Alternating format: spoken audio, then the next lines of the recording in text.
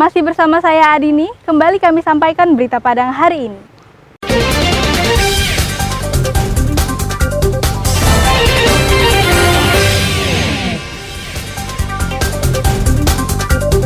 Terpengaruh film porno, ayah tega cabuli anak tiri. Akibat merebaknya penyakit mulut dan kuku, omset pedagang daging sapi turun drastis. Harga telur ayam melambung tinggi di Pasaman Barat.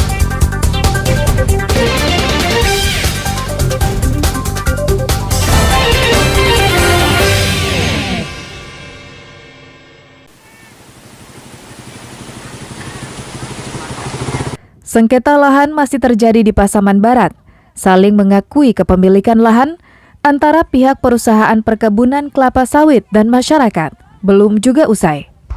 Seperti sengketa lahan antara sebuah perusahaan perkebunan kelapa sawit dan Serikat Petani Indonesia, basis Ayah Gadang yang masih terus berlanjut. Dampak dari konflik yang berkepanjangan itu, ratusan warga yang tergabung dalam Serikat Petani Indonesia basis Ayah Gadang menutup salah satu akses jalan menuju perkebunan sawit yang diakui milik sebuah perusahaan. Aksi tersebut dilakukan usai tanaman milik warga di lahan sengketa diduga diracuni oleh pihak yang tak bertanggung jawab. Sebelumnya, 3 bulan lalu, SPI basis Ayah Gadang menuntut lahan plasma kepada perusahaan perkebunan kelapa sawit dengan jumlah 711 hektar atau 20% dari luas HGU perusahaan yang belum diberikan kepada masyarakat Ayah Gadang, sesuai dengan Permentan nomor 26 tahun 2007, pasal 11. Dan kita sekarang ini adalah hak kita kepada PT Nongkotung semacam plasma ataupun kita jadikan kampung reforma agraria yang sesuai dengan peraturan perundang-undangan bahwasanya 20% harus dan mesti diberikan kepada masyarakat setempat, yaitu negara Gadang. Terkait tuntutan masyarakat tersebut, pihak perusahaan perkebunan kelapa sawit tak bisa dikonfirmasi karena pejabat humas perusahaan tersebut tak berada di tempat. Warga menuntut pemerintah Pasaman Barat dan pihak terkait untuk segera menyelesaikan sengketa lahan yang telah berlangsung lama, sehingga tidak menimbulkan kerugian yang berkepanjangan dari kedua belah pihak. Syafaatul Ulum melaporkan dari Pasaman Barat.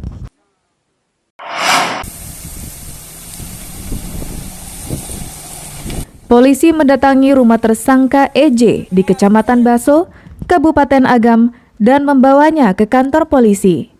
EJ ditangkap karena mencabuli anak tirinya yang masih berstatus pelajar. Menurut keterangan Kasat Reskrim Polres Bukit Tinggi, aksi ini dilakukan EJ kepada korban yang masih berusia di bawah umur sejak Maret 2020 lalu. Hal itu dilakukan tersangka karena kecanduan menonton film porno. Tersangka kemudian memaksa anak tirinya untuk menonton film porno dari telepon genggamnya ketika rumah dalam keadaan sepi.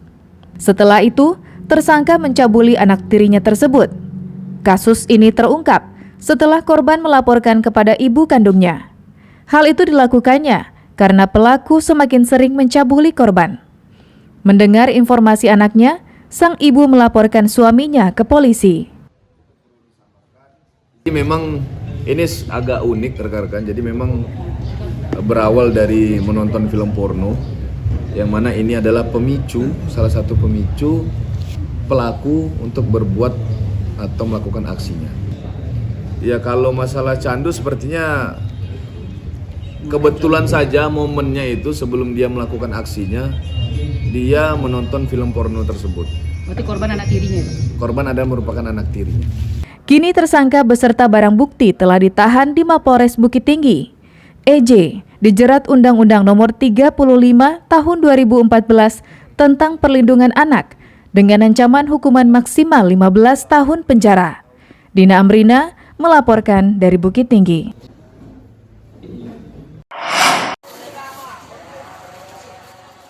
Penyakit mulut dan kuku pada sapi yang telah masuk Sumatera Barat sejak beberapa waktu lalu berdampak pada omset pedagang daging sapi.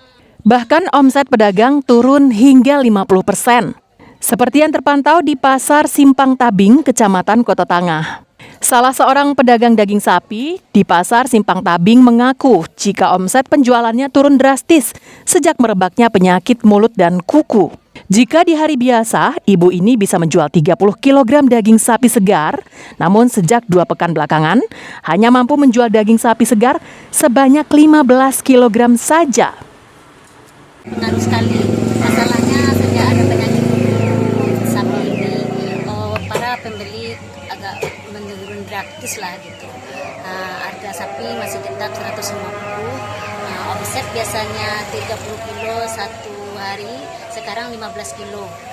Warga yang biasanya membeli daging saat sekarang merasa was-was mengkonsumsi daging karena merebaknya penyakit mulut dan kuku.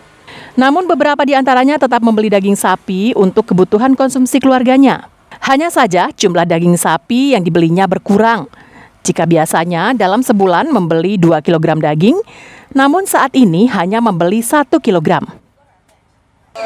Sedikit was-was sih terhadap penyakit hewan itu, tapi sekarang kan udah ada juga penyuluhan dan dari Dinas Kesehatan Hewan juga udah ada yang mengecek penyakit hewan tersebut, dari obati juga.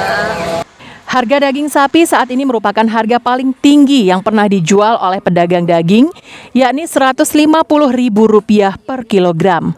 Robiham melaporkan dari Padang.